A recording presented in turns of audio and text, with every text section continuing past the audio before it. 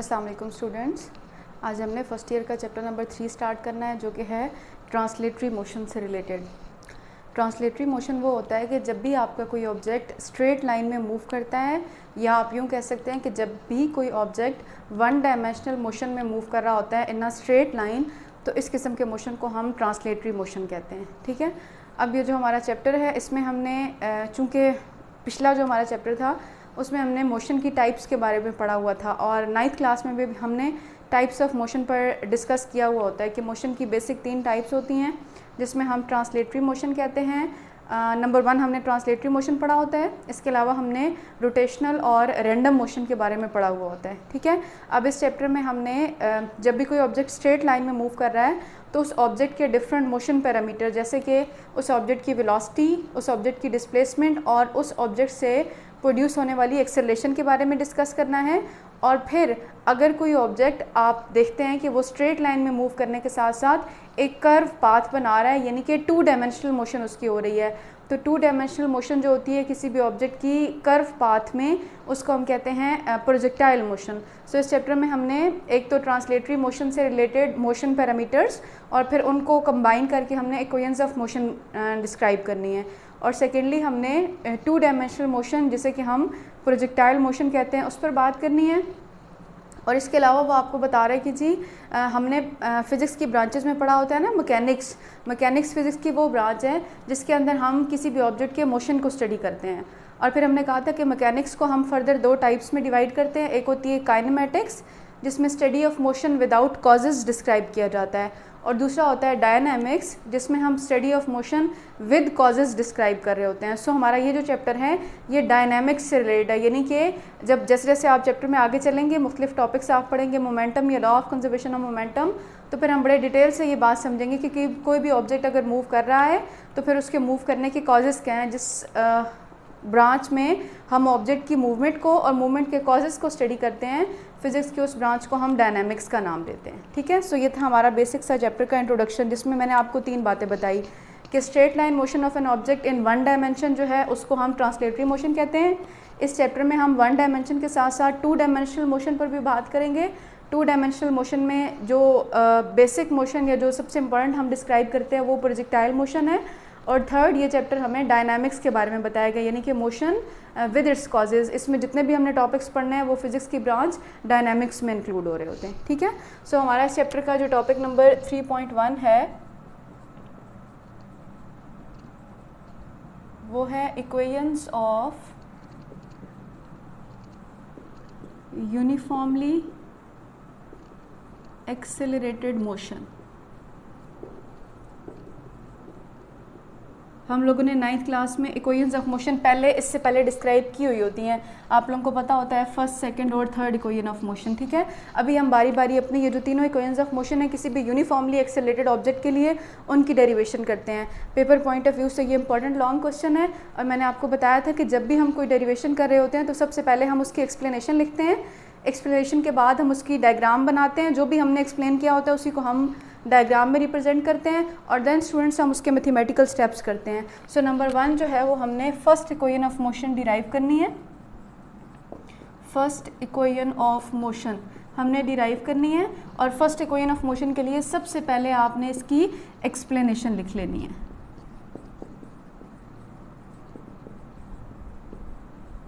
अच्छा, ये जितनी भी इक्वेशंस ऑफ मोशन है ना, फर्स्ट, सेकंड या थर्ड इक्वेशन ऑफ मोशन है, इन सब को डिराइव करते हुए हमने कुछ बेसिक एजम्पशंस जो हैं वो अपने माइंड में रख लेनी है। नंबर 1 जो हमारे पास एजम्पशन है वो ये कि है कि object is moving in a straight line, object must have uniform acceleration,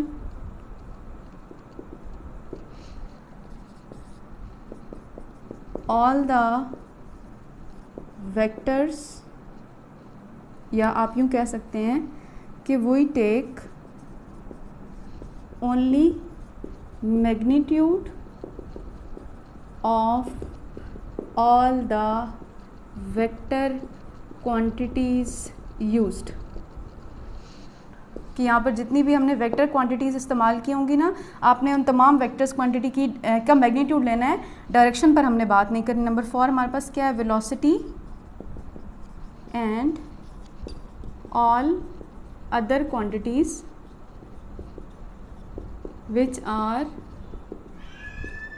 in the direction of velocity are taken positive. के मतलब वेलोसिटी और इसके अलावा जितनी भी वेलोसिटी के अलावा जितनी भी क्वांटिटीज़ हैं जो कि वेलोसिटी की डायरेक्शन में हैं, उन तमाम क्वांटिटीज़ को आपने पॉजिटिव, उन तमाम क्वांटिटीज़ की डायरेक्शन को आपने पॉजिटिव अज्यूम कर लेना है। ठीक है। सो जितनी भी इक्वेशंस ऑफ मोशन है, सबसे पहले जो हमारी लाइन होगी एक्सप्लेनेशन की वो ये होगी कि before deriving first equation of motion we assume following things. ठीक है।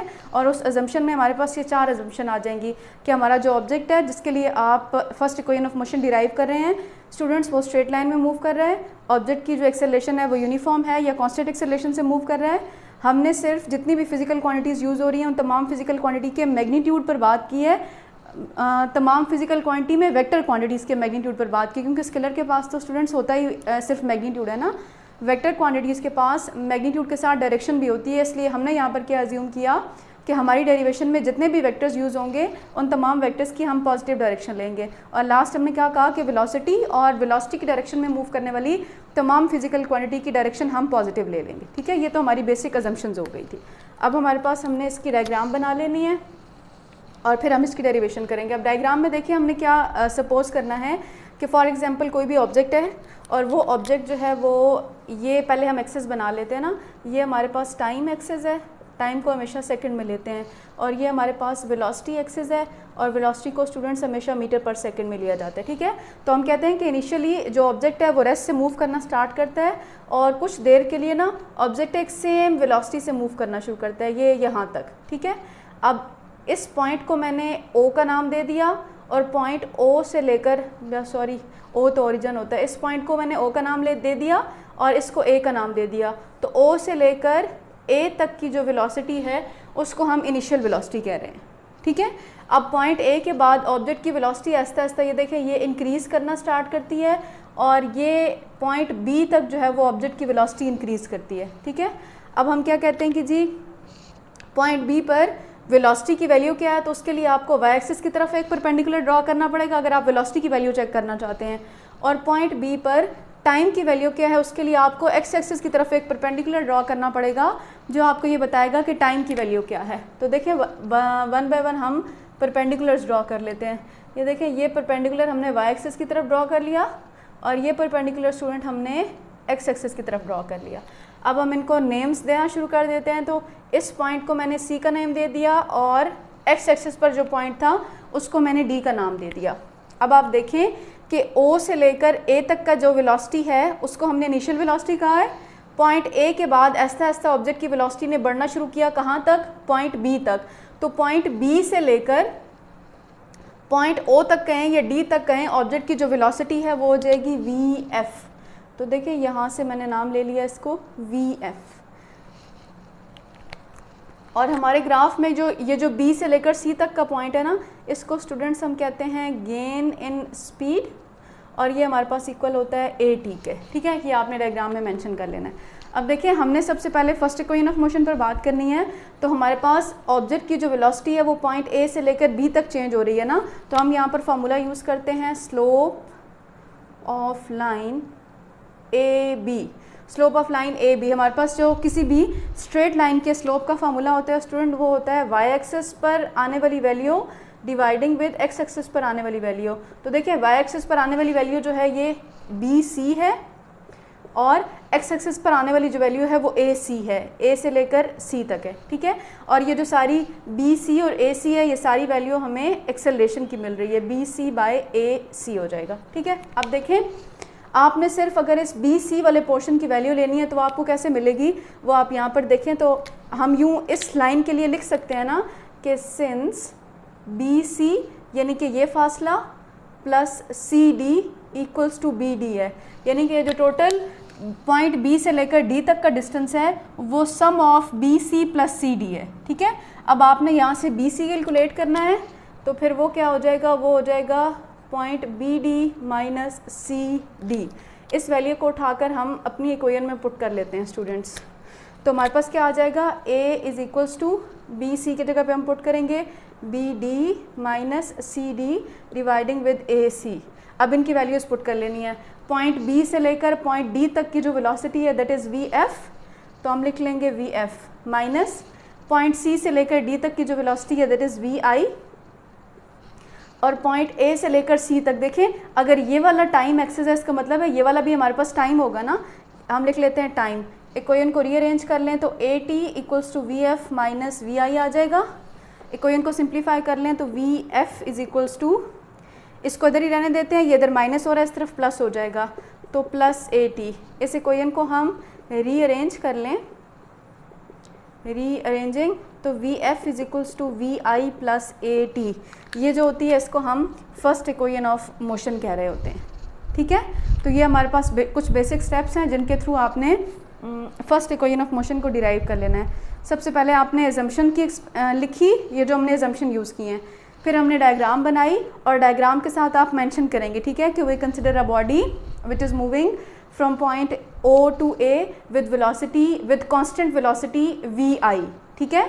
After some time t the velocity of the body goes on increasing from point A to B, कि कुछ टाइम t के बाद बॉडी की जो वेलोसिटी है वो पॉइंट A से लेकर B तक जो है वो इंक्रीज कर रही है, ठीक है।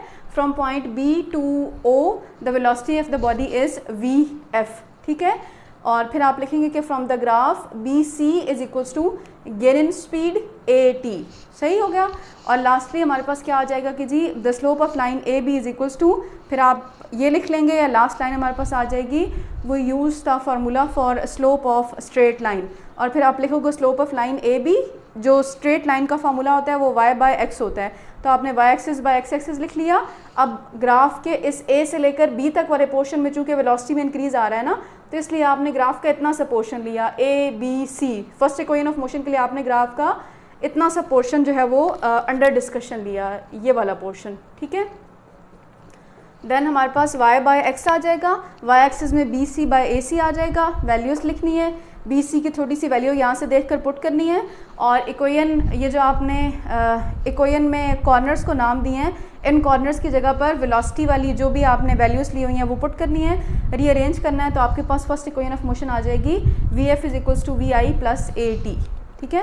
अब हम सेकंड इक्वेशन ऑफ मोशन करते हैं, लेकिन उसके लिए एक्सप्लेनेशन हमारी यही रहेगी जो बातें मैंने आपको बताई कि पेपर में ये तीनों इक्वेशंस ऑफ मोशन इकट्ठी तो नहीं आती ना, या फर्स्ट आएगी या सेकंड आएगी या थर्ड आएगी।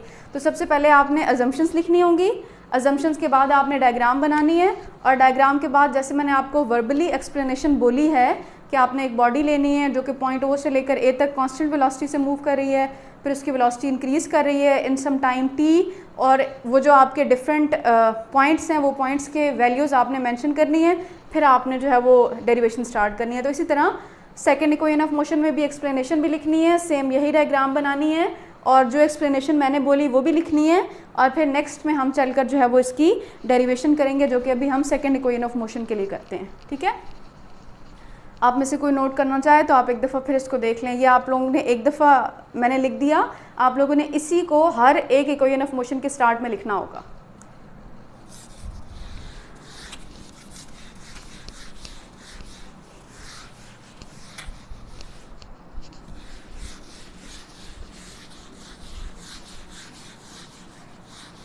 डायग्राम चूँकि हमारे पास यही बार बार यूज़ होगी तो इसलिए मैंने डायग्राम को रेज नहीं किया।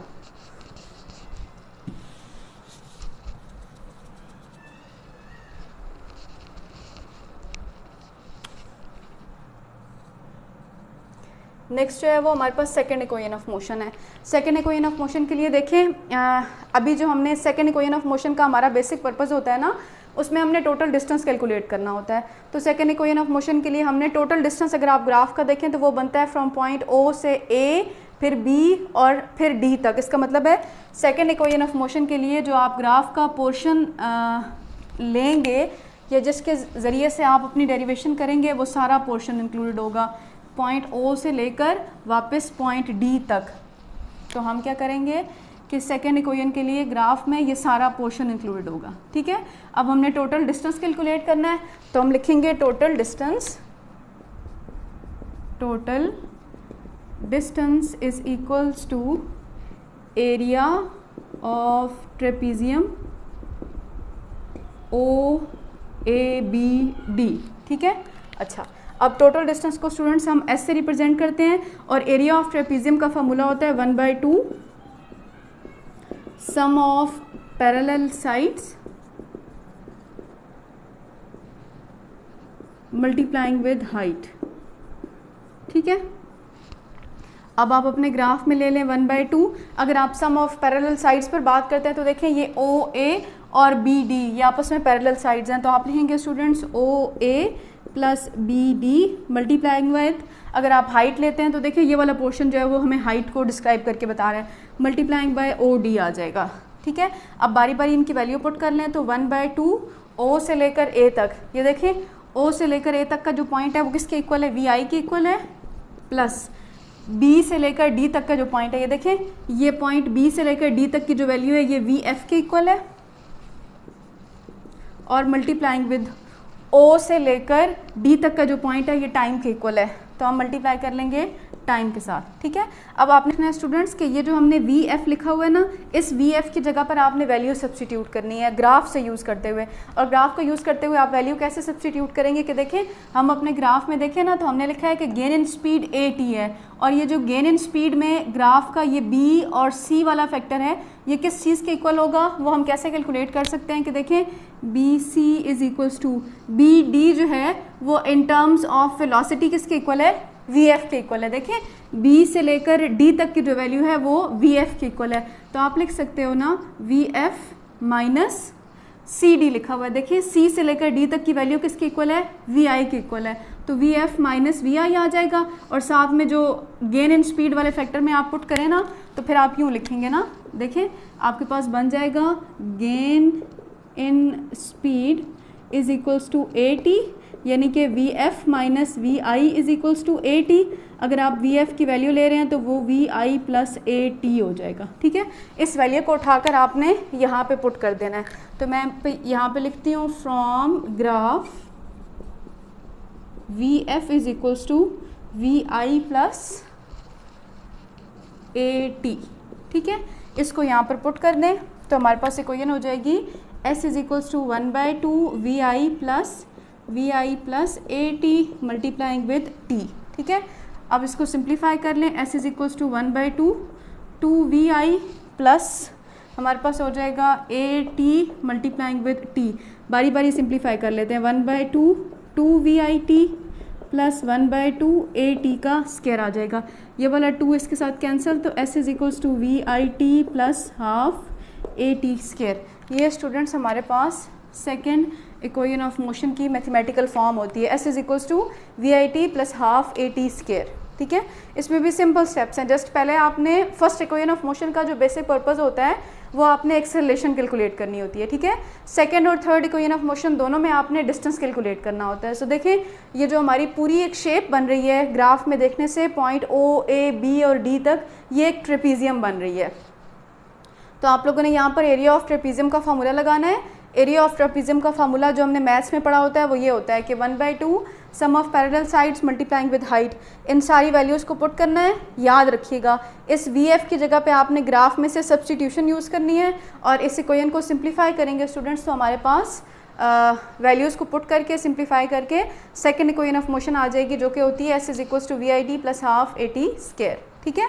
नेक्स्ट जो है वो हमने थर्ड इक्वेशन ऑफ मोशन करनी है, और सेम जैसे मैंने आपको पहले बताया कि कोई भी इक्वेशन ऑफ मोशन है तो पहले आपने एजम्पशंस लिखनी है, फिर डायग्राम बनानी है, फिर उस डायग्राम से रिलेटेड आप लोगों ने उसकी एक्सप्लेनेशन लिखनी है जैसे मैंने आपको बताई, और उसके बाद आपने उसकी मैथमेटिकल डेरिवेशन सॉल्व करनी स्टार्ट कर देनी है। सो नेक्स्ट हमारे पास थर्ड इक्वेशन ऑफ मोशन है। थर्ड इक्वेशन ऑफ मोशन में भी चूंकि हमने डिस्टेंस ही कैलकुलेट करना होता है स्टूडेंट्स, तो हमारे पास सबसे पहले जो आएगा वो यही लाइन आएगी कि total distance area of trapezium के इक्वल है। एरिया ऑफ ट्रेपीजियम जो है उसकी जो फॉर्मूला हमने मैथ्स में पढ़ा होता है वो S is equals to 1/2 sum of parallel sides multiplying with height पढ़ा होता है, ठीक है। अब ये जो सारी वैल्यूज़ हमारे पास लिखी हुई हैं इनको हमने ग्राफ की तरह से पुट कर देना है कि S is equal to 1/2 OA plus BD multiplying with OD। अब इस इक्वेशन में इस स्टेप के बाद जो आपको याद रखना है वो आपने क्या याद करना है कि multiplying both side by BC over OD, दोनों साइडों पे आपने BC बाय OD से मल्टीप्लाई कर लेना है। तो देखें क्या बनेगा, S multiplying with BC by OD is equals to 1/2 OA plus BD multiplying with OD, और साथ में हमने किससे मल्टीप्लाई करना था, हमने मल्टीप्लाई करना था BC बाय OD से। ये देखें ये वाला OD और ये वाला OD आपस में कैंसिल हो जाएगा, यहाँ पर वैल्यू पुट कर देते हैं। BC बाय OD जो है वो A के इक्वल है। ग्राफ में अगर आप देखें ना तो हमारे पास आ जाएगा S multiplying with A is equals to 1/2 as it is. अब देखें OA और BD, अगर आप देखें तो OA VI के इक्वल है प्लस BD VF के इक्वल है, मल्टीप्लाई में हमारे पास क्या रह गया, BC रह गया। ठीक है, अब वैल्यूज ये वाला 2 इस तरफ ले आए तो 2AS equals to VI plus VF, और ये जो हमारे पास BC बचा है ये ग्राफ में से किस चीज़ के इक्वल है, multiplying with VF minus VI। ये मैं यहाँ पे लिख भी देती हूँ, इसकी जगह पे आपने वैल्यू कहाँ से पुट की, फ्रॉम ग्राफ BC जो है वो VF माइनस VI के इक्वल है। अब इस फार्मूले में अगर आप देखें ना तो आपको नज़र आ रहा है कि ये हमारे पास A plus B A minus B वाला फार्मूला बन रहा है। तो हम लिखेंगे using A plus B A minus B जो है वो A square minus B square के इक्वल हो जाता है। ठीक है, तो हमारे पास आ जाएगा 2AS is equals to VF का स्केयर माइनस VI का स्केयर। ये जो है हमारे पास थर्ड इक्वेशन ऑफ मोशन की मैथमेटिकल फॉर्म आ जाती है। बस सेकंड इक्वेशन में और थर्ड में फ़र्क सिर्फ इतना है कि थर्ड इक्वेशन ऑफ मोशन में आपको खुद से BC बाय OD से मल्टीप्लाई करना पड़ता है स्टूडेंट्स, और सेकंड इक्वेशन ऑफ मोशन में जस्ट जब आप वैल्यू पुट करते हैं तो इस BD की जगह पे जो VI आ रहा होता है उसकी जगह पे आपने ग्राफ से जो वैल्यूज़ लिखी हुई हैं वेलोसिटीज़ की वो पुट करनी होती हैं, सिंप्लीफाई करना होता है, तो हमारे पास सेकंड इक्वेशन ऑफ मोशन आ जाती है। ठीक है, सो ये थी हमारे पास तीनों इक्वेशंस किसी भी यूनिफॉर्मली एक्सेलरेटेड ऑब्जेक्ट के लिए जो कि मोशन में होता है, मूव कर रहा होता है। अब अगर आप अपनी बुक देखेंगे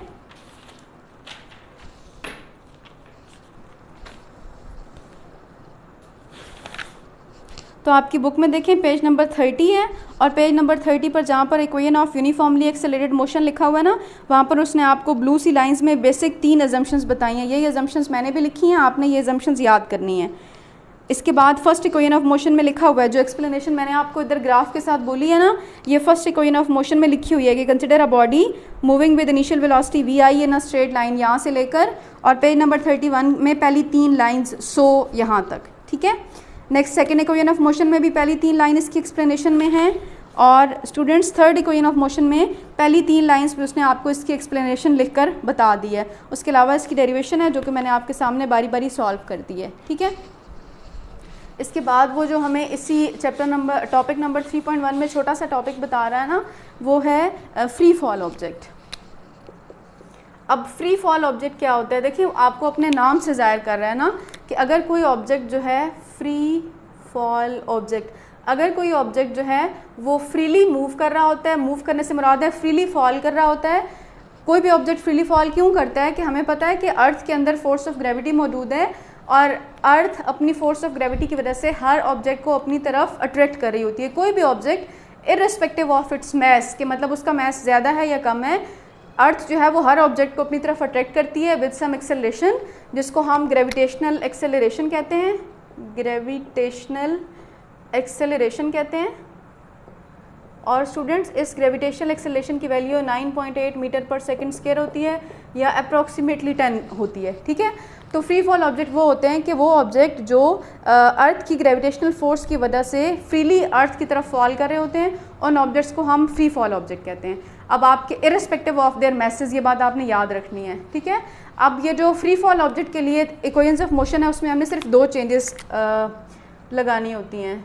वो 2 चेंजेस कौन सी होती हैं कि उनका जो टोटल डिस्टेंस है s, उसको हम h से रिप्लेस कर देते हैं, यानी कि हाइट से। ठीक है, क्यों? बिकॉज ये देखिए ऑब्जेक्ट जो है वो कुछ हाइट से नीचे मूव करके आ रहा होता है ना, तो ये जो डिस्टेंस होता है इसको हम हाइट कहते हैं। और उनकी जो एक्सेलरेशन है स्टूडेंट्स उसको हम g से रिप्रेजेंट कर देते हैं, a = g। इसका मतलब है इस केस में हमारी इक्वेशंस ऑफ मोशन क्या हो जाएंगी कि पहले होती है, फर्स्ट जो इक्वेशन है वो पहले क्या होती है vf = vi + at। तो फ्री फॉल ऑब्जेक्ट के लिए स्टूडेंट वो क्या बनेगी, vf = vi + gt। ठीक हो गया। अब सेकेंड इक्वेशन ऑफ मोशन होती है s = 1/2 vit + ½ at का स्क्वायर होती है। ठीक है, तो हम कह देंगे h = vit + ½ gt का स्क्वायर। सही हो गया। थर्ड इक्वेशन ऑफ मोशन हमारे पास होती है 2as = vf का स्क्वायर - vi का स्क्वायर। तो यहाँ पे बन जाएगा 2gh = vf का स्क्वायर - vi का स्क्वायर। तो फ्री फॉल ऑब्जेक्ट के लिए बस आपने ये याद रखना है कि कोई भी ऑब्जेक्ट फोर्स ऑफ ग्रेविटी की वजह से अगर फ्रीली मूव कर रहा है अर्थ की तरफ, नीचे आकर गिर रहा है, तो ऐसे ऑब्जेक्ट को हम फ्री फॉल ऑब्जेक्ट कहते हैं। और फ्री फॉल ऑब्जेक्ट के केस में इक्वेशंस ऑफ मोशन में जस्ट दो चेंजेस डेवलप होती हैं। कौन सी कि उनके जो टोटल डिस्टेंस है उसको हम h से रिप्रेजेंट कर देते हैं और उनकी जो एक्सेलरेशन है उसको हम g से रिप्रेजेंट कर देते हैं। So uniformly accelerated straight line motion के लिए हमारे पास ये इक्वेशन होती हैं। और अगर कोई ऑब्जेक्ट फ्रीली फॉल मूव कर रहा है तो फिर उसके लिए इक्वेशन ऑफ मोशन को हम थोड़ा सा चेंज करके इस फॉर्म में ले आते हैं जो कि आपके सामने बोर्ड पर लिखे हुए हैं।